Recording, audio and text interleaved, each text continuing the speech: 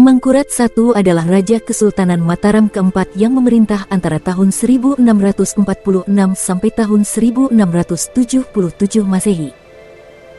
Selama berkuasa, ia dikenal sebagai raja yang zalim. Perilakunya tersebut disebabkan oleh banyaknya percobaan penggulingan kekuasaan dan pemberontakan yang mewarnai pemerintahannya. Periode kekuasaan Amangkurat I juga menandai kemunduran kerajaan Mataram Islam yang sempat mencapai puncak kejayaan ketika diperintah ayahnya, Sultan Agung. Amangkurat I lahir pada tahun 1618 atau 1619 Masehi dengan nama Raden Mas Sayyidin. Ia adalah putra dari Sultan Agung dari istrinya yang bergelar Ratu Wetan, Putri Adipati Batang. Menurut silsilahnya, ia adalah cicit dari Panembahan Senopati, pendiri kerajaan Mataram Islam.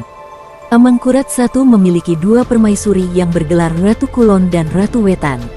Dari Ratu Kulon inilah ia mendapatkan putra mahkota bernama Pangeran Adipati Anom, yang kemudian mewarisi tahta Mataram dan memerintah dengan gelar Amangkurat II. Sedangkan dari pernikahannya dengan Ratu Wetan, Amangkurat I memiliki keturunan bernama Pangeran Puger, yang kemudian bergelar Pakubuwono I. Setelah Sultan Agung wafat, Raden Mas Sayyidin naik tahta dengan gelar Sultan Amangkurat Senapati ing Alaga Ngabdur Rahman Sayyidin Panatagama atau biasa disebut Amangkurat I. Amangkurat I berusaha meneruskan kejayaan Kesultanan Mataram yang diraih pada masa kekuasaan ayahnya. Akan tetapi, sifatnya sangat bertolak belakang dengan Sultan Agung, bahkan disebut sebagai raja yang bengis. Menurut Babat Ing Sengkala, pada tahun 1647 Amangkurat I memindahkan keraton dari Kota Gede ke Pleret. Sejak awal pemerintahannya, ia tidak segan membunuh para pejabat yang dianggap tidak patuh dan kurang menghormatinya. Beberapa bangsawan yang menjadi korbannya adalah Tumenggung Wiraguna, Pangeran Alit, dan Pangeran Pekik, ayah mertuanya. Jauh sebelum berkuasa, Amangkurat I memang pernah terlibat skandal perselingkuhan dengan istri Tumenggung Wiraguna. Tumenggung Wiraguna dibunuh ketika menjalankan perintahnya untuk menyerang kerajaan Blambangan. Kesal dengan sikap kakaknya, Pangeran Alit memberontak dengan berbekal dukungan dari para ulama.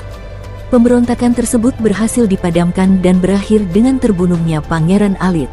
Setelah itu, Amangkurat I membantai ulama dan siapa saja yang dianggap merongrong kekuasaannya. Pada tahun 1659 Masehi, Amangkurat I memerintahkan untuk membunuh Pangeran Pekik, ayah mertuanya, beserta keluarganya. Alasannya adalah Pangeran Pekik berani menikahkan gadis yang hendak dijadikan selirnya dengan putranya. Ditambah lagi, terdapat kebijakan bahwa Amangkurat I menutup pelabuhan dan menghancurkan kapal di wilayah pesisir. Wilayah tersebut sengaja dilumpuhkan agar tidak dapat berkembang hingga mampu melawannya. Berbeda dengan Sultan Agung, Amangkurat I sangat lunak terhadap Belanda. Ia bahkan memilih bersekutu dengan Belanda daripada meminta dukungan rakyatnya sendiri. Sejak awal pemerintahannya, Amangkurat I melakukan perjanjian dengan Belanda yang pada intinya, Mataram harus mengakui kekuasaan politik Belanda di Batavia. Setiap tahunnya, Belanda juga mengirimkan utusan ke Mataram, yang pada akhirnya ikut campur terhadap urusan politik kerajaan. Secara berangsur, wilayah kerajaan menyempit akibat aneksasi yang dilakukan Belanda, sebagai imbalan atas intervensinya dalam pertentangan di kalangan keluarga kerajaan. Oleh karena itu, tidak salah apabila menyebut masa pemerintahan Amangkurat I sebagai awal kemunduran kerajaan Mataram Islam. Ketidaksenangan rakyat dan para pejabat istana pun memuncak saat raja diketahui bermusuhan dengan putranya sendiri, Pangeran Adipati Anom.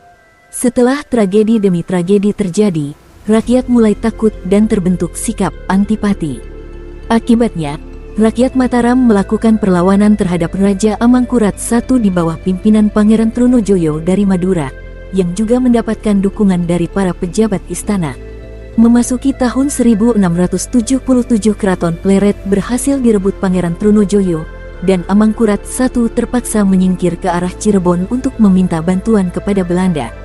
Pangeran Adipati Anom dan Pangeran Trunojoyo, yang sebelumnya bersekutu, justru terlibat konflik. Hal ini membuat Pangeran Trunojoyo tidak menyerahkan kekuasaan kepadanya, seperti kesepakatan sebelumnya.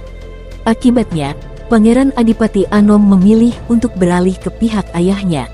Dalam pelariannya untuk meminta bantuan Belanda, Amangkurat I jatuh sakit dan meninggal di Wanayasa, Banyumas pada tanggal 10 Juli tahun 1677. Jenazahnya kemudian dibawa ke Tegalwangi untuk dimakamkan.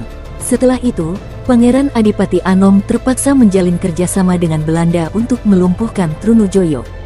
Trunojoyo berhasil dilumpuhkan pada tahun 1679, dan tahta Kesultanan Mataram diberikan kepada Adipati Anom dengan gelar Amangkurat II.